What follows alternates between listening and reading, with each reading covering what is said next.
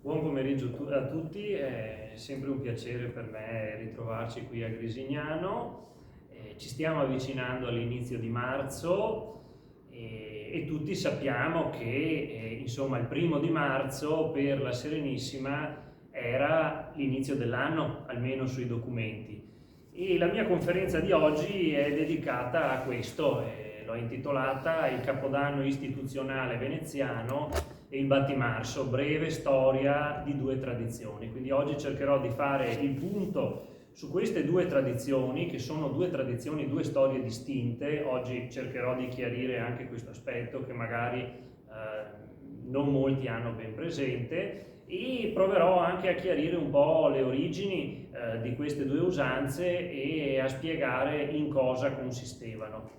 Allora, partiamo dall'inizio. Quando noi pensiamo al nome dei mesi dell'anno e al loro ordine, c'è qualcosa che non ci torna. Penso sia successo a tutti, magari quando alle elementari ci siamo messi a imparare i nomi dei mesi e il loro ordine. Se pensiamo a dicembre, ovviamente ci viene in mente il 10, però dicembre è il 12° mese. Come mai? Allora, prima di parlare di quello che era il calendario istituzionale veneziano, dobbiamo fare molti passi indietro e dobbiamo tornare a quello che possiamo definire il calendario arcaico romano, cioè il primo calendario che hanno utilizzato gli abitanti della città di Roma. E qui significa anche entrare nel terreno della leggenda, perché ovviamente testimonianze storiche troppo attendibili su queste vicende non le abbiamo, entriamo nel mito. Allora, secondo la leggenda, nel 753 a.C. Romolo ha creato un calendario. Questo è il calendario romano arcaico, quello che hanno usato i primi romani secondo la leggenda, secondo la tradizione. Era un calendario di 10 mesi e iniziava a marzo. Perché un calendario di 10 mesi anziché di 12? Allora, sempre secondo la tradizione, Romolo si sarebbe ispirato ai tempi normali, alla durata media, grosso modo, di una gravidanza per strutturare questo primo antico calendario. Solo che anche le fonti che chiariscono questo aspetto valgono un po' quello che valgono, perché per esempio la questione del parallelo tra il calendario di 10 mesi e una gravidanza noi lo troviamo nei Fasti di Ovidio, che però è un testo del 9 d.C., grosso modo, per cui siamo molto poco. Dobbiamo cercare di capire perché il calendario di Romolo inizia a marzo. Allora, al di là della leggenda di Romolo, che ovviamente è una figura leggendaria, perché i romani facevano iniziare l'anno a marzo? Perché a marzo, potremmo dire, riprende il ciclo della natura, riprendono i lavori agricoli. Questa è un'osservazione antropologica. La tradizione non ci indica questo, però è quello che ne possiamo dedurre, insomma, facendo riferimento a quelli che sono i lavori agricoli, a quella che è la realtà rurale. A marzo la natura non sembra più ferma, riprendono quelle che sono le attività dell'agricoltura, anche della pastorizia, perché queste erano le attività a cui si dedicavano i primi romani, e per i romani riprendevano anche le attività legate alla sfera militare, alle campagne militari, che invece durante il periodo più freddo erano ferme. Dobbiamo quindi focalizzarci, sulla realtà rurale, su quello che è il ciclo della vita dell'agricoltura, e dobbiamo tenere presente questo aspetto anche per quello che andremo a dire dopo in un secondo momento. Comunque abbiamo detto che il calendario di Romolo iniziava a marzo, per cui facendo i conti i nomi dei mesi a questo punto tornano, nel senso che abbiamo settembre, ottobre, novembre e dicembre. Allora, i romani non hanno continuato ad utilizzare sempre il calendario di Romolo. ci sono state diverse riforme. Anche qui sarebbe una questione molto complessa. Per farla semplice e per semplicizzare, potremmo dire che, per fare una sintesi proprio stringata, dopo Romolo ci sono state una serie di riforme del calendario. Il problema è che anche qui siamo ancora all'interno della leggenda, nel senso che, secondo quanto viene tramandato appunto dalla tradizione, Numa Pompilio ha aggiunto gennaio e febbraio al calendario, per cui capite che stiamo ancora parlando di una figura leggendaria. Però anche con la riforma di Numa Pompilio l'anno continuava a iniziare a marzo. È soltanto nel 153 a.C. che i romani cominciano a far iniziare l'anno da gennaio, semplificando, sintetizzando le riforme del calendario romano. Perché? Perché quello era il momento in cui entravano in carica i consoli.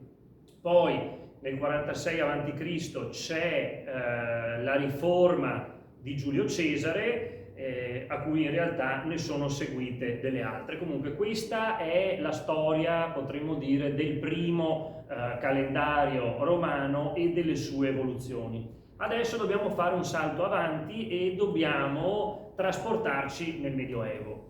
Allora, nel Medioevo esistevano, potremmo dire, capodanni diversi, calendari diversi a seconda delle zone. Nel senso che alcuni stati facevano iniziare l'anno il 25 dicembre a Natale, altri il 25 marzo con l'Annunciazione, altri il 1° settembre, altri ancora con la Pasqua, che però è una festa mobile, e questo significava che il calendario cambiava ogni anno, con l'inizio dell'anno che cambiava ogni anno. Fermiamoci un attimo, perché questo è un aspetto molto interessante, aprendo una piccola divagazione. Se ci pensiamo bene, basta questa osservazione sulle abitudini presenti nel continente europeo durante il Medioevo per mettere immediatamente in crisi la leggenda del famoso 1000 non più 1000, che in realtà è un'invenzione, una leggenda che rientra nella più grande leggenda nera sul Medioevo, che è un cumulo di invenzioni che sono state create, potremmo dire, per farla breve, in periodi diversi, fondamentalmente per mostrare il Medioevo come un'epoca oscura. Allora, qual è la sintesi, la storia di questo 1000 non più 1000? Allora, c'è chi continua a raccontare che alla fine dell'anno 999 c'erano tutti i cristiani europei in agitazione perché si pensava che sarebbe finito il mondo, quindi c'era gente che aveva venduto i suoi beni, che aveva dilapidato tutto, c'era chi si era dato alla pazza gioia, c'era chi era diventato molto religioso, e tutti aspettavano la fine di dicembre del 999 per vedere la fine del mondo, l'inizio dell'Apocalisse, così come è descritto da San Giovanni. In realtà questa storia non è credibile per il semplice fatto che a seconda della zona del continente europeo l'anno iniziava in momenti diversi, per cui queste persone avrebbero dovuto ritrovarsi in questi capannelli in attesa della fine del mondo in mesi diversi dell'anno, e questo pone diversi problemi. In effetti la storia del 1000 e non più 1000 è un'invenzione molto recente. L'ha inventata uno storico francese dell'Ottocento, si chiamava Jules Michelet, era nato nel 1798 ed è morto nel 1874, il quale aveva creato questa storia e l'aveva inserita in un suo libro che è stato pubblicato nel 1848, che si intitola I terrori dell'anno 1000.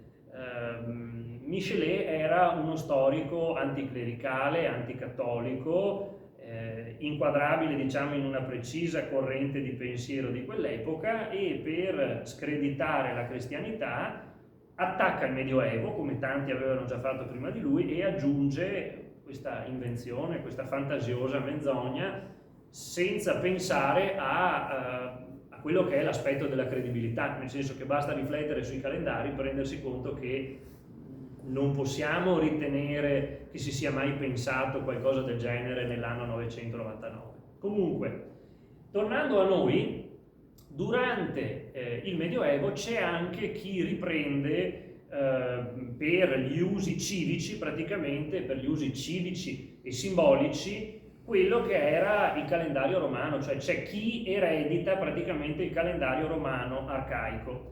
E questo hanno fatto anche i veneziani, che si sono dati un calendario istituzionale che valeva per i documenti, questo è importante sottolinearlo, che iniziava con il 1° marzo.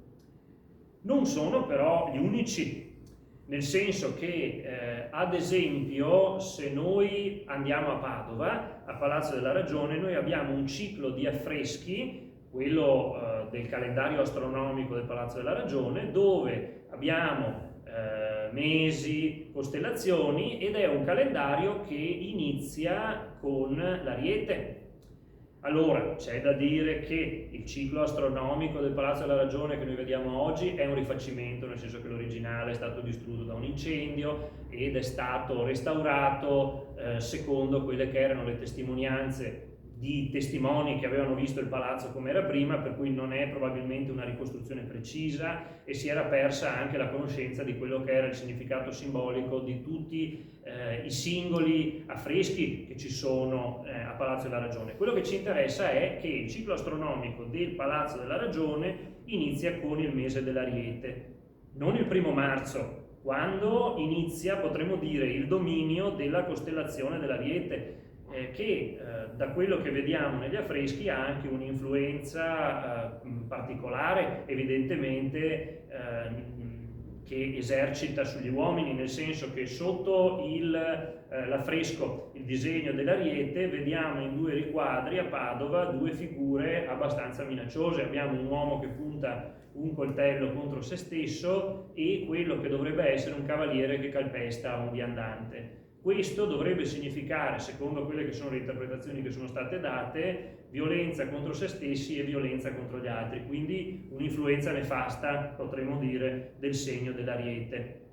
Comunque, ricordando che Padova fino al 1405 è rimasta uno stato indipendente da Venezia, è significativo questo aspetto del calendario astronomico che si trova a Palazzo della Ragione. Un calendario in cui si inizia da marzo, non dal 1° marzo, però comunque è un aspetto interessante per fare un esempio del fatto che non soltanto i veneziani avevano marzo come riferimento per l'inizio dell'anno. Comunque, perché ho utilizzato l'espressione capodanno istituzionale veneziano? Perché era l'inizio dell'anno sui documenti, e anche qui è d'obbligo fare una premessa. Allora, siamo arrivati ai veneziani, però dobbiamo soffermarci un attimo su quello che è l'aspetto del Capodanno nella cultura popolare. Allora, noi oggi al Capodanno associamo dei festeggiamenti con, per carità, fuochi d'artificio, grandi cenoni, grandi mangiate, grandi bevute. Allora, il Capodanno, come lo intendiamo noi oggi, come lo festeggiamo noi oggi, è un'invenzione abbastanza recente, un'invenzione della cultura borghese, che finché è esistita la Serenissima, fino al 1797, con questi connotati non ritroviamo. I veneziani nel 1700 non si radunavano in piazza San Marco a guardare l'orologio nell'attesa che arrivasse il 1° per capirci. E questi usi non li troviamo nemmeno tra i contadini, cioè non si aspettava spasmodicamente il primo minuto di quello che era il primo giorno dell'anno per festeggiare. C'erano altre feste che erano più sentite, e c'è anche da dire, restando nell'ambito della città di Venezia, che il 1° marzo era l'inizio dell'anno per i documenti, cioè era una questione di calendario prettamente istituzionale. Penso che tutti conoscano, insomma, ormai è molto famosa la questione del more veneto, cioè secondo l'usanza veneta. I veneziani avevano questo calendario che era un riferimento che serviva esclusivamente per i documenti, cioè il 1° febbraio del 1760, per esempio, era in realtà More Veneto il 1° febbraio del 1759, cioè sui documenti veneziani l'anno iniziava dal 1° marzo. E questo poteva creare anche una serie di problemi di comprensione, nel senso che si metteva appositamente More Veneto per specificare che facevano riferimento al loro calendario istituzionale. Comunque, dicevamo More Veneto, e questo è un altro aspetto significativo, secondo l'uso veneziano, cioè non era l'uso istituzionale presente in tutti i domini veneti, era una questione specificamente legata al governo veneziano, specificamente legata a quelli che erano i documenti e la documentazione che il governo veneziano produceva. Dobbiamo stare attenti, perché questo è un aspetto molto importante, nel senso che a un certo punto la Serenissima si espande in terraferma, crea un suo dominio in terraferma, ma non estende a quelle che sono le singole istituzioni locali l'uso del calendario istituzionale con il More Veneto, per cui le comunità di terraferma per le loro cancellerie locali, per i loro documenti, non usavano il More Veneto. Questo è un aspetto che spesso viene trascurato, ma c'è da dire che il More Veneto, essendo una questione strettamente legata ai documenti, non era nemmeno sentito a livello popolare dai veneziani stessi, nel senso che, per esempio, se noi prendiamo i diari di Marin Sanudo, ad esempio, non troviamo testimonianze di celebrazioni di Stato relative al 1° marzo. Invece Marin Sanudo testimonia come il 1° gennaio ci fosse una messa solenne a cui partecipava anche il doge per celebrare il primo giorno dell'anno, una messa solenne, una cerimonia potremmo dire ufficiale, a cui partecipava anche il doge, che è quello che succede anche oggi fondamentalmente, che è sentito da tutto il popolo, nel senso che per la popolazione il More Veneto era una cosa che fondamentalmente non si sentiva, perché i singoli popolani non avevano rapporti diretti con la documentazione che produceva la Cancelleria dello Stato, cioè era qualcosa che percepivano esclusivamente i funzionari. Andando più avanti nel tempo e andando fuori dalla laguna, possiamo fare riferimento a quelle che sono le testimonianze molto importanti di un altro cronista, che è Giuseppe Gennari. Giuseppe Gennari è il più importante memorialista padovano del Settecento, era un religioso, l'abate Giuseppe Gennari, era filo veneziano, ogni giorno, quasi ogni giorno, scriveva quello che succedeva a Padova, dintorni, e riportava anche notizie che aveva tratto dai giornali talvolta, e anche lui sul More Veneto non si sofferma mai. Per esempio, prendendo i suoi testi, lui nel gennaio del 1792, quindi pochi anni prima della fine della Serenissima, scrive: il primo dì di quest'anno è stato freddo e nuvoloso, chiaramente riferendosi al 1° gennaio. Oppure il 31 dicembre del 1792 ricorda a Padova messa solenne in Duomo, per cui è chiaro che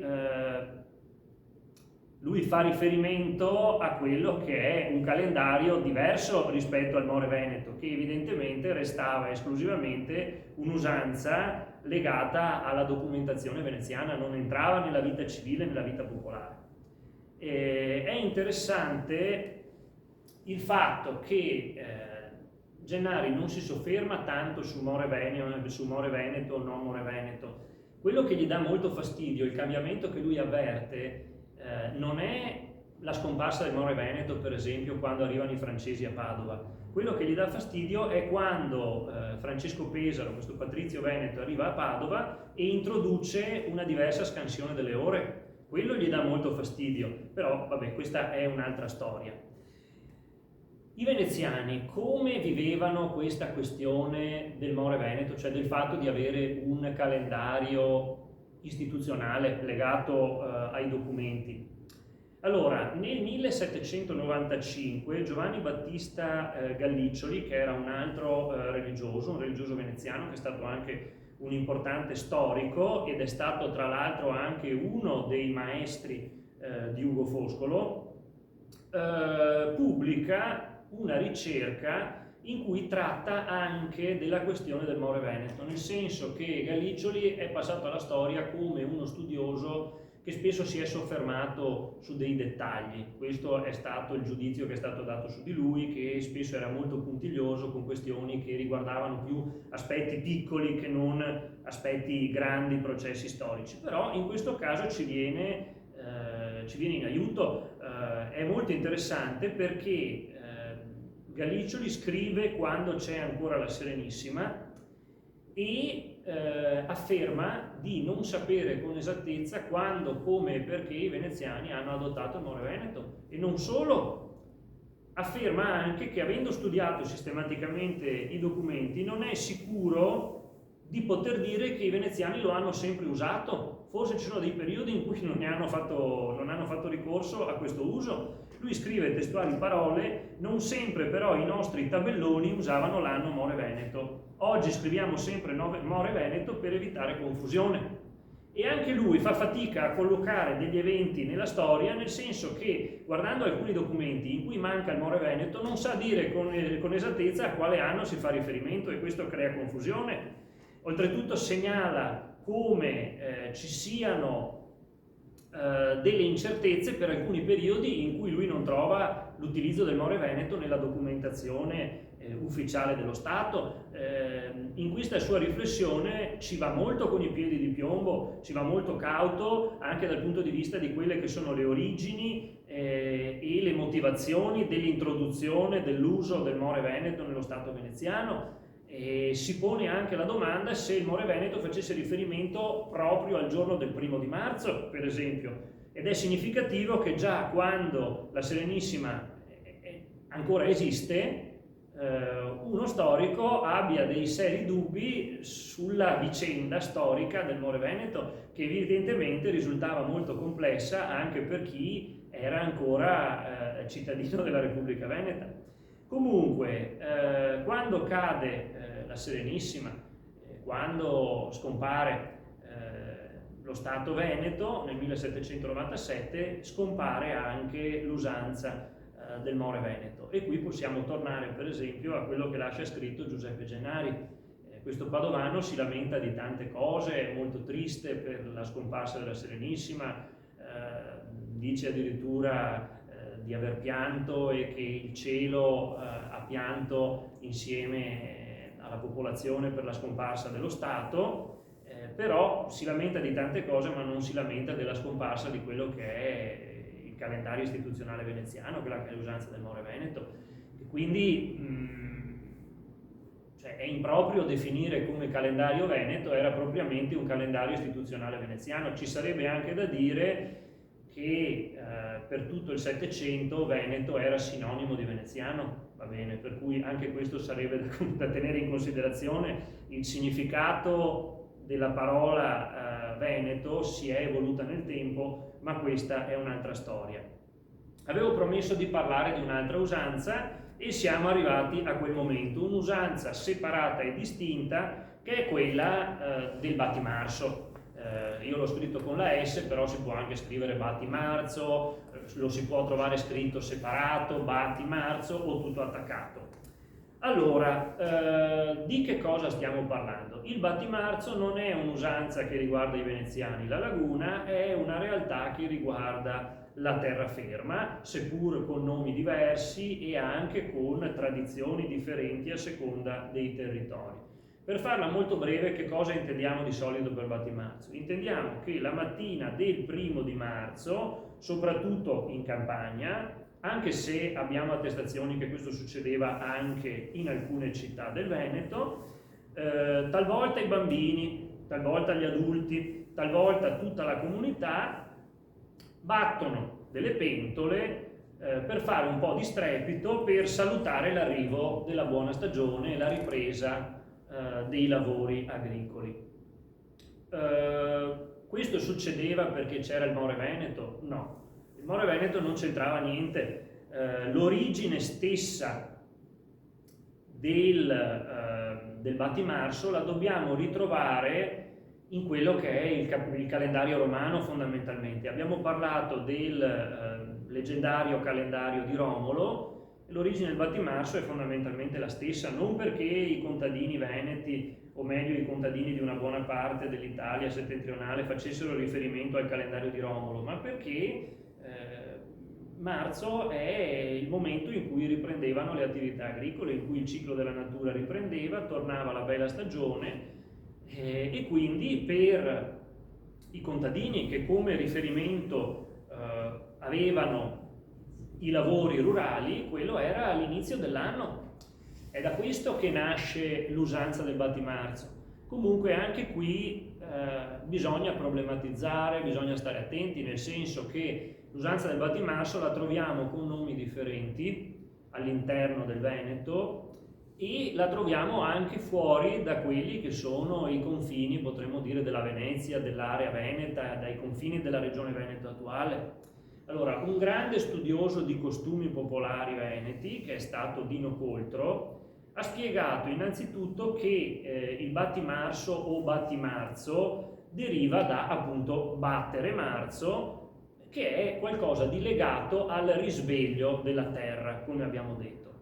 Però lui aggiunge che il medesimo rito con forme simili si trova anche fuori dal Veneto, appunto, e anche all'interno del Veneto ha nomi e forme differenti, ci sono usi diversi, riti diversi.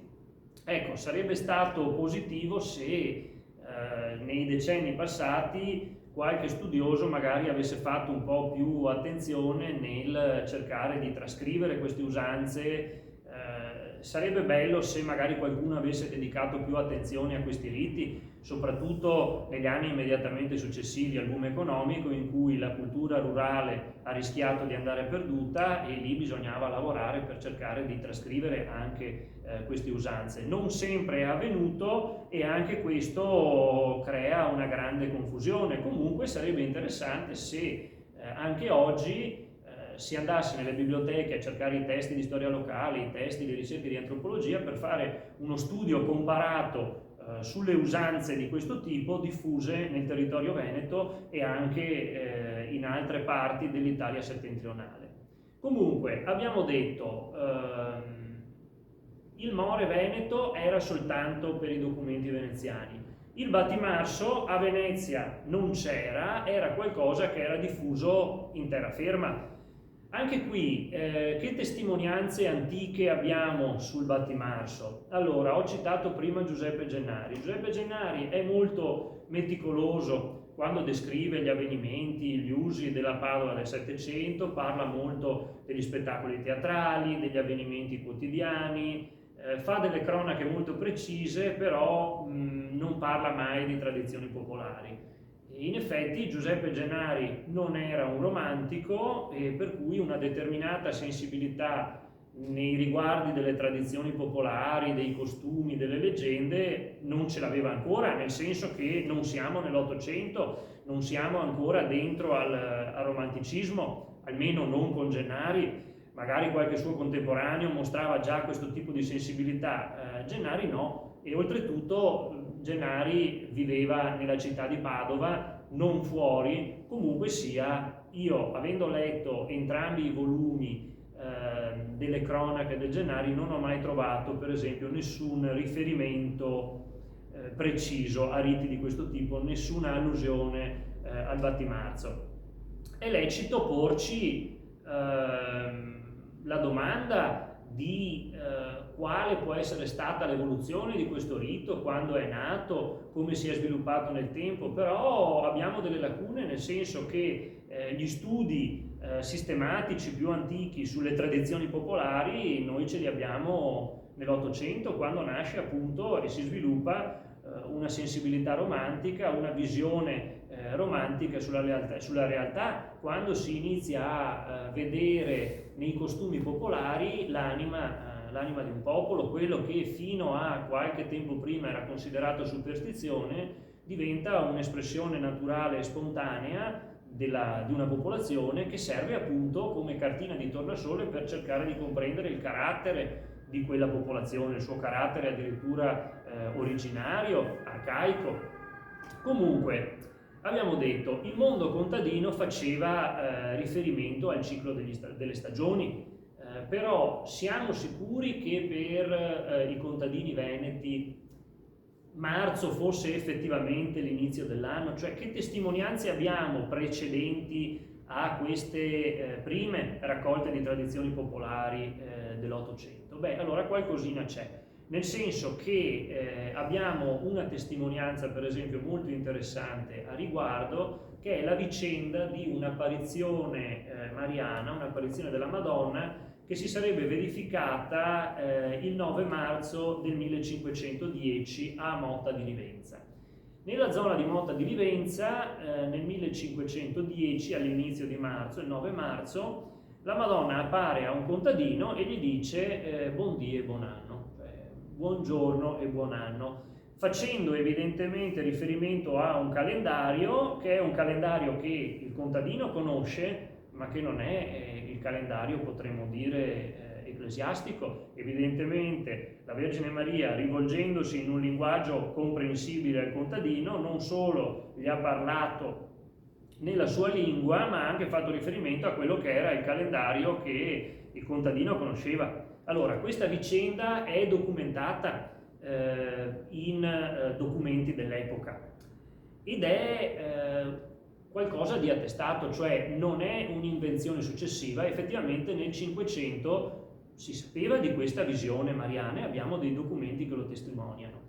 Inizia a essere riportata frequentemente in opuscoli e libri di carattere religioso questa storia durante l'Ottocento.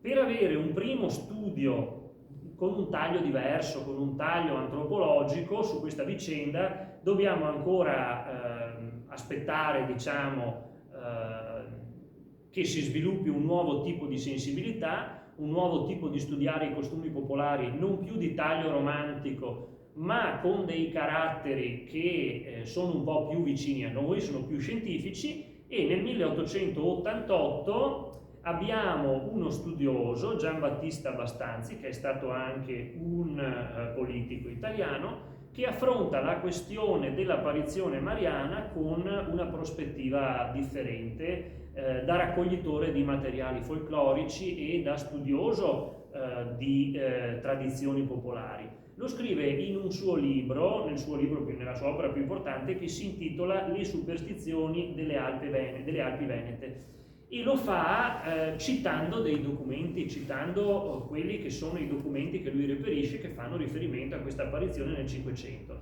e riporta testualmente le parole buon dì e buon anno. Quindi effettivamente per i contadini marzo era l'inizio dell'anno. Tornando al battimarzo, i primi studi che troviamo su questa tradizione sono ancora una volta ottocenteschi e della fine dell'Ottocento, anche successivi abbastanza. Allora, cercando tra le riviste, in un numero della Rivista delle Tradizioni Popolari del 1893, Rivista delle Tradizioni Popolari Italiane, ho trovato un breve articolo di Antonio Frontero che osserva che nei paesi della Valtellina e attorno a Sondrio i ragazzi contadini alla fine di febbraio e all'inizio dell'anno suonavano dei sonagli chiamando l'erba, che sarebbe quello che in alcune zone del Veneto viene chiamato appunto ciamar l'erba, non viene chiamato battimarzo. Chiamano l'erba affinché spunti, quindi per far rigermogliare le piante, per far rispuntare l'erba, in modo che ci sia nutrimento per le bestie. È una tradizione evidentemente legata alla pastorizia. Questa usanza viene chiamata dallo studioso il chiamar l'erba, che lui associa all'uso vicentino del battimarzo, per cui usanze simili al battimarzo esistevano anche in altre zone, potremmo dire fuori dall'ambito di quello che oggi è la regione Veneto, esistevano anche in altre zone dell'Italia settentrionale. Gianluigi Secco, invece, che è uno scrittore nostro contemporaneo, ha pubblicato una ricerca nel 2001 che forse ci offre quella che è la riflessione più ampia e più articolata sul battimarzo ad oggi. Lui scrive che questi rituali sono concentrati in momenti precisi, specie nelle serate di inizio marzo. Lui fa riferimento soprattutto alle montagne venete, col Cantar Marzo, il Tratto Marzo, il Bati Marzo. Però si inizia a farlo anche ad aprile, a maggio, in alcuni casi fino a San Giovanni, per cui non è che il Bati Marzo si faccia ovunque la mattina del 1° marzo. Ci sono zone del territorio veneto in cui viene fatto o veniva fatto per più giorni, non veniva fatto il 1° marzo, veniva fatto in un altro giorno, e addirittura lo stesso rito si trovava in altri periodi dell'anno, per esempio a San Giovanni. Lui prosegue scrivendo che questi rituali si trovavano oppure nelle domeniche di carnevale, nei dopomessa, come ricordato sempre all'aste di Rocca Pietore, allorché i giovani, nascosti in attesa, in fondo alla scalinata del colle della chiesa, iciameva il colpo, cioè facevano strepito praticamente dopo la messa. Quindi ne deduciamo che il Battimarzo non solo si trova anche in zone esterne rispetto a quello che è il territorio dell'attuale Regione Veneto, ma non viene nemmeno celebrato, o non veniva nemmeno celebrato sempre allo stesso modo e sempre il 1° marzo, o meglio, non solo il 1° marzo, evidentemente anche altri momenti dell'anno erano occasioni per fare confusione, sbattere le pentole, i sonagli, i coperchi. Comunque, tornando ancora una volta a Dino Coltro, che è stato un grandissimo studioso di costumi popolari veneti, Dino Coltro si è soffermato sul fatto che a battere le pentole in alcune zone siano i bambini, per esempio, e si è domandato se questo possa essere un retaggio di un rito che i piccoli hanno copiato dagli adulti, oppure possiamo chiederci se è una missione affidata ai giovani, se è un'indicazione che gli adulti davano ai giovani. Però non è così in tutto il Veneto, nel senso che in alcune zone non c'è la differenza d'età, c'è tutta la comunità che batte le pentole, non soltanto i bambini, in altre zone lo fanno specificamente gli adulti. Sicuramente quello che possiamo dire è che il Battimarzo con il tempo è stato anche codificato, nel senso che a un certo punto con la diffusione di ricerche sui costumi popolari c'è stata un'uniformazione, per cui il mio timore è che in alcune zone in cui esistevano degli usi differenti dal punto di vista della data o di quello che si faceva, alla fin fine si siano uniformate con il 1° marzo a seguito di cerimonie organizzate, potremmo dire, o dagli istituti scolastici, perché è successo anche questo, o dai comuni. Insomma, oggi meritoriamente ci sono tante scuole, tanti comuni del Veneto che organizzano il Battimarzo per la gioia di adulti e bambini, però fanno tutti riferimento al 1° marzo e al battere le pentole, cioè non si è fatta una ricerca su quelli che erano i costumi delle singole zone, e spesso non è stato nemmeno possibile farlo perché magari la memoria orale è andata completamente perduta. Comunque, quello che possiamo dire è che il Battimarzo è presente nella terraferma veneta e specificamente è molto sentito nel Vicentino, e lo ricordo perché insomma noi oggi siamo a Grisignano, in una zona di confine, ha degli usi particolari ed è molto molto sentito anche sui 7 comuni, con anche dei nomi cimbri per indicare questo rito. Ha comunque delle varianti, delle differenze anche lì all'interno dello stesso territorio dei 7 comuni, e ci può stupire il fatto che, come possiamo dire, che una tradizione di questo tipo, senza particolari trascrizioni o usi civici, sia sopravvissuta fino ai giorni nostri. Effettivamente è stata tenuta in vita dal ricordo delle persone. È vero, ho parlato anche di un'istituzionalizzazione che lo ha normato, in determinate zone temo sia successo questo, però è un fatto interessante, una tradizione popolare che è sopravvissuta per secoli, probabilmente anche con delle evoluzioni che facciamo fatica a ricostruire, senza praticamente nessun appoggio esterno sino al Novecento, quando nasce un nuovo interesse per appunto il Battimarzo, con iniziative delle scuole, iniziative dei comuni che hanno coinvolto i bambini e gli adulti in diversi territori del Veneto.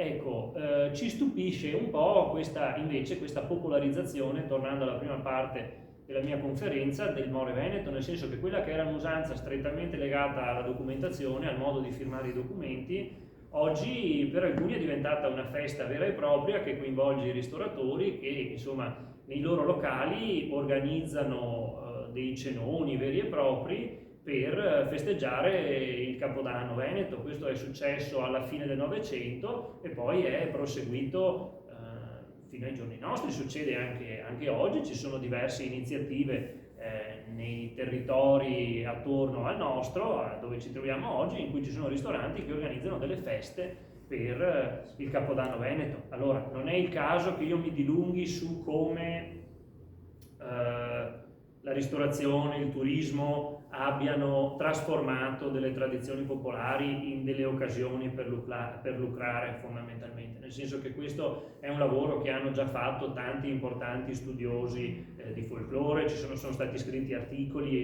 libri sul fatto che delle usanze popolari siano state trasformate per fini commerciali in delle feste molto diverse da quello che erano in origine. Questa è un'altra questione. Che cosa voglio dire?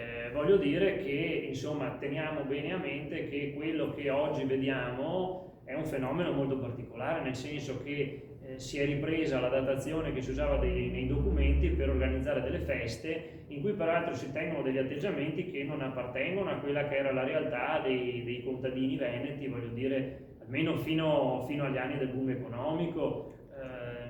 Nessuno aspettava il 1° marzo organizzando dei cenoni, ubriacandosi, anzi questo poteva avere anche dei problemi, nel senso che per esempio io mi ricordo che, adesso non vorrei sbagliarmi, il 1° marzo del 2017 era un mercoledì, era il mercoledì delle ceneri e c'è stata una sovrapposizione tra il cosiddetto Capodanno Veneto e il mercoledì delle ceneri, quindi un giorno in cui bisogna digiunare. Capite che un contadino del passato non avrebbe avuto dubbi tra lo scegliere il digiuno e scegliere un cenone, cioè il cenone non sarebbe stato fatto, avrebbe ovviamente prevalso il digiuno, ma comunque sia il contadino veneto prima del boom economico non faceva, lo ripeto, nessun tipo di cenone il 1° marzo, si limitava a fare un po' di strepito, forse nemmeno il 1° marzo, forse anche in altri giorni, forse per più di un giorno. Ecco, magari si potrebbe cercare, insomma, di tornare a quella che è la vera tradizione, ad avere un approccio più scientifico e anche più genuino a quello che dovrebbe essere la tradizione veramente sentita, potremmo dire. Comunque, come immagine per la locandina di questa conferenza, ho scelto un dipinto di un pittore che si chiama Luigi Serena, interno di un'osteria con personaggi, che trovo molto simpatico perché intanto c'è questo ambiente conviviale in cui ci sono appunto queste persone che si ritrovano, e tra queste c'è anche un bambino con un cappelletto bianco a punta che mi ricorda un po' quei cappelli di carta che venivano preparati appunto, che vengono preparati in occasione del Battimarzo, e la mattina del 1° marzo vengono dati ai bambini appunto perché facciano un po' di festa battendo le pentole. Comunque, che dire, concludo dicendo che, facendo gli auguri di Capodanno alla mezzanotte, voglio dire, della fine di dicembre, nessuno commette alcun tradimento della tradizione, nel senso che abbiamo le testimonianze che anche gli stessi diaristi veneti, quando c'era la Serenissima, l'inizio dell'anno lo festeggiavano a gennaio. Il More Veneto è un'usanza semplicemente legata ai documenti, e quindi insomma non è un problema se ci mandiamo gli auguri allo scoccare, voglio dire, del 1° gennaio dell'anno nuovo. Benissimo, allora io ringrazio la Confraternita del Gioco per avermi ospitato anche per questa conferenza. Vi ringrazio tutti per l'attenzione, vi saluto e sono qui a disposizione per le vostre domande.